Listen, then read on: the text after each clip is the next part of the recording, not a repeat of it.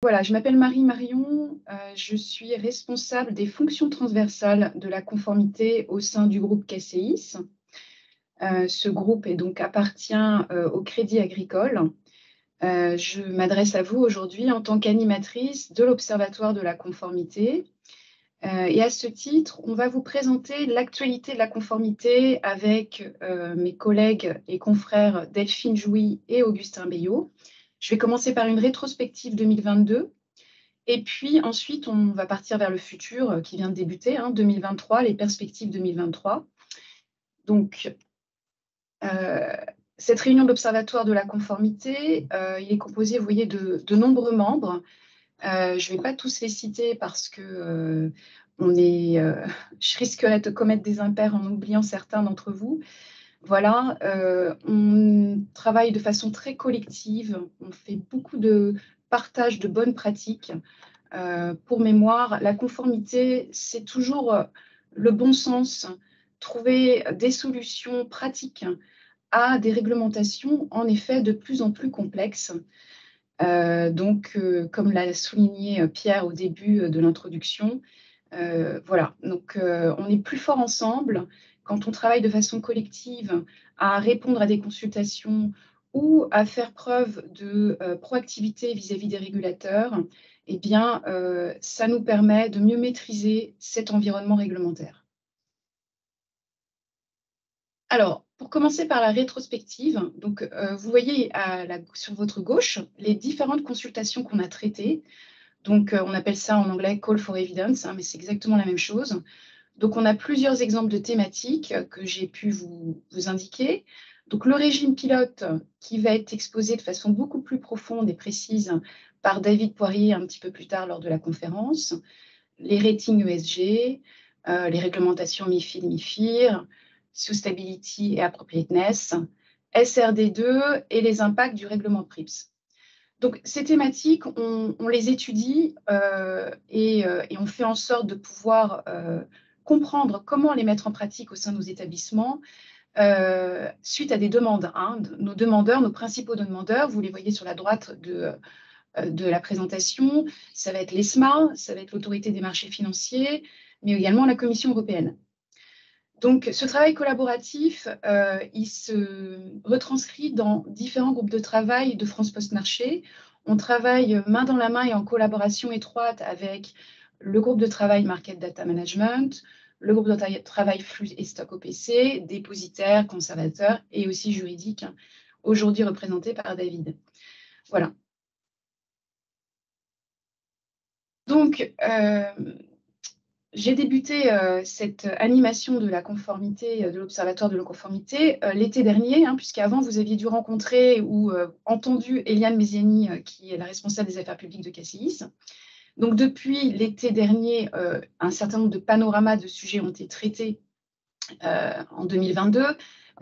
Certains d'entre eux ont été traités comme le PAC AML européen, AIFMD, SRD2. Voilà.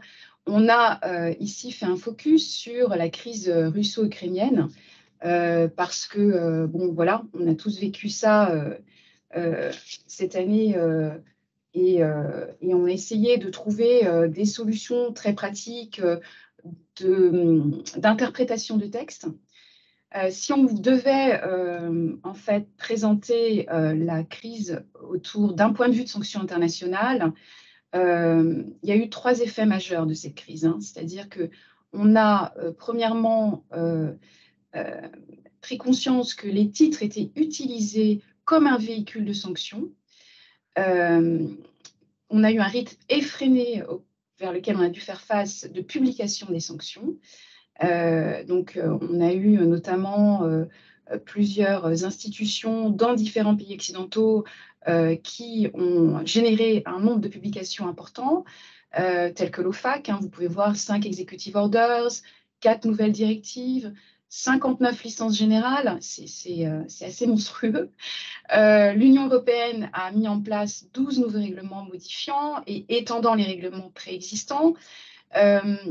Donc, ce qui a été difficile, en fait, c'est ce rythme effréné, faire face à ce rythme effréné de publication de sanctions, mais aussi pouvoir choisir une interprétation parmi une multitude d'interprétations.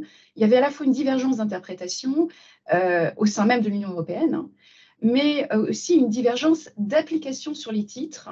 Alors, avec notre casquette teneur de compte conservateur, c'est vrai que ça a été un travail d'une ampleur considérable auquel on a tous dû faire face. Donc, pouvoir avoir cette soupape de réunion d'observatoire pour échanger et se dire on vit la même chose, quelles solutions vous avez mis en place, etc., c'est extrêmement enrichissant et ça nous a permis de pouvoir échanger sur ces bonnes pratiques, mais aussi revenir aux fondamentaux du pragmatisme et du bon sens face à cette situation de crise.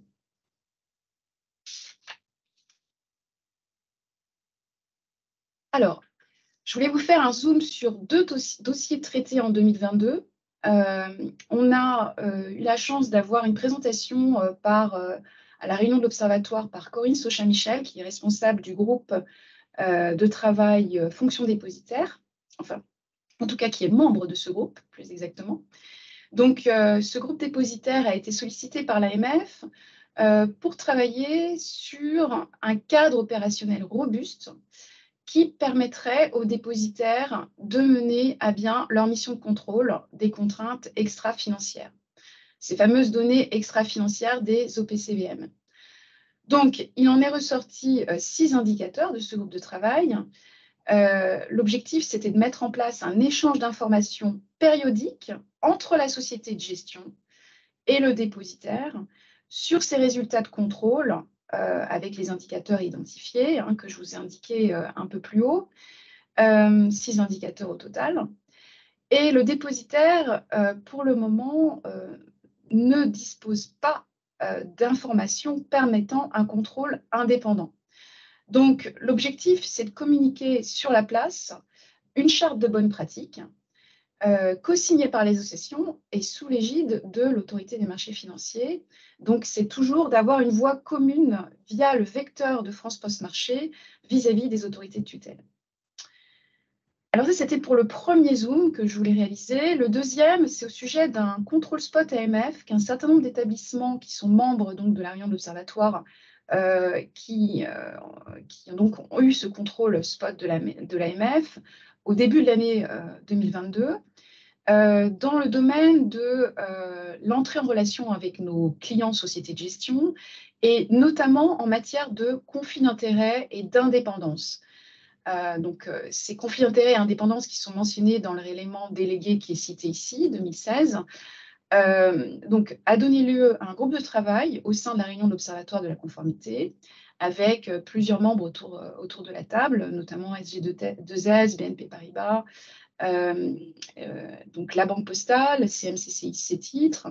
Voilà, on a voulu réfléchir à concevoir une attestation d'indépendance convergente, commune, de tous les acteurs de la place vis-à-vis de l'autorité de tutelle. Hein, c'est toujours ce côté collectif qui nous tient à cœur.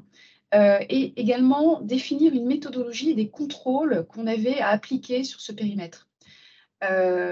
Donc, à quelle fréquence devons-nous réaliser ces contrôles? Voilà. Est-ce qu'on doit demander tel ou tel justificatif, par exemple un organigramme, pour pouvoir checker si on a un conflit d'intérêt potentiel entre, par exemple, un membre de la direction commerciale de notre établissement et un client. Donc, toujours éviter cette notion de conflit d'intérêt, essayer de les détecter et de pouvoir les passer en revue au vu de notre propre registre de conflit d'intérêt qui est retranscrit au sein de nos établissements. Voilà. Donc, ce travail est on a débuté à la fin de l'année 2022 et j'espère bien qu'il portera ses fruits au cours du premier trimestre 2023. Alors maintenant, je vais vous parler des perspectives 2023. Alors vous voyez, il y a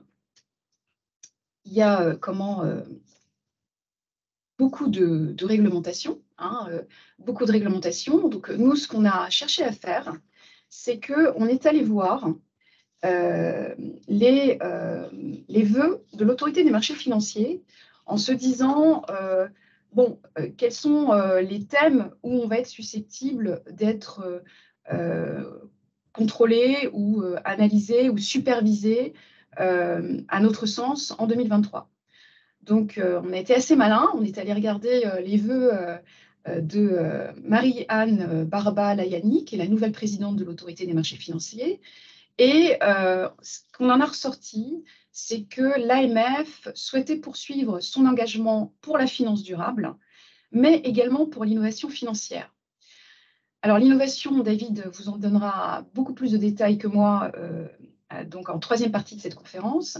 Mais c'est vrai que là, vous voyez MIF 2 et PRIPS apparaître, qui sont des propositions de révision qui sont en cours d'étude au sein de la réunion de l'Observatoire. Et puis également, il y a 3 thèmes majeurs qu'on a retenus, qui sont, alors évidemment, hein, c'est un choix parmi de nombreux autres beaux sujets qui nous attendent pour 2023. Voilà, la liste aurait été trop longue au cours de cette conférence, on n'aurait pas eu le temps de discuter de tout ça. Donc, on a commencé par on voudrait vous parler des cryptoactifs. Donc, les cryptoactifs, il y a un projet de règlement sur les marchés des cryptoactifs, qui est le projet MiCA. David vous en dira un petit peu plus tard. Hein. Donc, MiCA, à ne pas confondre avec un fameux chanteur, mais voilà, nous, ici, on a cherché dans ces cryptoactifs et on saura qu'il faudra réfléchir à ce projet de règlement. Donc, la cible d'entrée en application de ce projet au plus tôt est en janvier 2024. Ce texte rendra obligatoire l'agrément des prestataires de services sur les actifs numériques, le fameux PSAN, hein, pour passeport prestataire des services sur les passeports sur les services des actifs numériques, pour lesquels il faut qu'on se mette en ordre de marche en tant qu'établissement bancaire. Alors, le deuxième thème, c'est la lutte contre le financement du terrorisme et le blanchiment d'argent. Ce plan de la Commission européenne reprend plusieurs projets de règlement et de directives. Un premier projet de règlement qui vise la création d'un superviseur de l'Union européenne dédié à la lutte contre le blanchiment d'argent et le financement du terrorisme. Il y a également le projet de la 6e directive AML venant réviser les 4e et 5e directives AML. Le projet de règlement AML d'application directe visant à définir un socle minimal de règles et de normes, notamment sur la vigilance à l'égard de nos clients et des bénéficiaires effectifs. Et enfin, un projet de révision du règlement relatif au transfert de fonds pour renforcer ce qu'on appelle la traçabilité des cryptoactifs. Alors tout ça, vous allez me dire, la lutte contre le blanchiment d'argent et le financement du terrorisme, c'est pas nouveau, non. C'est pas nouveau, mais ça reste quelque chose de majeur, surtout quand on est dans une situation de crise telle qu'on l'a vu récemment et en termes d'activité internationale. Donc, cette lutte contre le blanchiment d'argent, tous ces textes que je viens de citer et ces projets de textes et de révision ont une entrée en application possible en 2024-2025. Donc, ce qui nous laisse un peu de temps pour digérer à la fois les modifications, les recommandations, la mise en pratique. Alors, pour venir à la finance durable, donc, qui est le troisième thème que je voulais exposer avec vous, il y a, pareil, de nombreux projets de standards de reporting en matière de durabilité. Vous savez que la finance durable est un thème qui touche tout le monde. Hein. C'est vraiment un thème, un sujet qui nous tient à cœur particulièrement parce que on veut éviter tout ce qui est évidemment greenwashing, donc, et également faire en sorte d'être très vigilant sur les entreprises en matière de durabilité. Donc, on va observer les lignes directrices de l'ESMA sur l'adéquation en lien avec l'application de l'acte délégué à MIF 2 relatif à l'introduction des critères de durabilité. On va pouvoir regarder quelles sont les lignes directrices qui ont été publiées en septembre 2022, quand est-ce qu'elles vont entrer en vigueur, quelles sont en fait également le projet de directive européenne visant à lutter contre la criminalité environnementale par le droit pénal. Donc, on a fort à faire. Il y a beaucoup de pain sur la planche, si je puis dire, et toutes ces réglementations font que on ne va pas chômer durant l'année 2022. Voilà, donc si vous avez des questions, on ne vous a pas proposer d'en poser, donc c'est quelque chose que vous pourrez faire et auquel on répondra en fin de chaque partie d'intervention. Donc n'hésitez pas à nous interroger.